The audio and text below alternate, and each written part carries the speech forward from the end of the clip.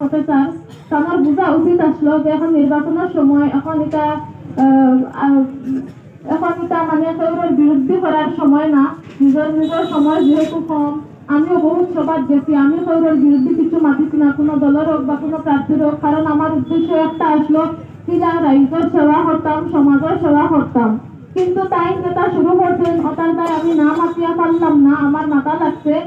আর তাই যেন কইছো এখান মাত যে তামাল লাগি বলে আমরা বিপি হাইন। এখন এই মাথার উপরে আমি কিতা কইতাম তাই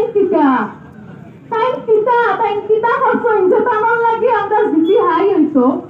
উল্টা তারার দলের মাইনছে যেটা আমরা লাগি আমরা রাইজের লাগি সমালোচনা করছেন ওটার লাগি আমরা বিপি হাই হইছে।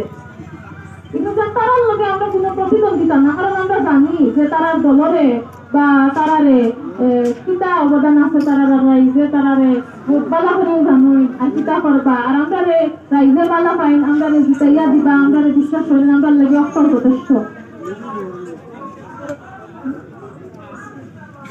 আর আমার আপ্পায় যেহেতু আপনারা সবাই জানুই সামরালি জিপি বহুত বড় ফল ওটা দিছই, এটার বদলা 1 টাকা এগো প্রস্তুতি লইছিল না, আপনারা গিয়া লাগে জিতাইতে পারবা বা সেইটার কাছ থেকে কিছু দিবার কথা। কিন্তু আমরা আর আঙ্করালি কথা না, আমরা জেলা পরিষদের ক্যান্ডিডেট বেটি তানোর বাপ বিজেপির একজন লিডার, তাই সেইটার কাছ থেকে গড়ার কথা হইয়া 5,000 10,000 মিছিল তো রেকর্ডিং বাইরে দিচ্ছে, আপনারা সবাই শুনছেন তো।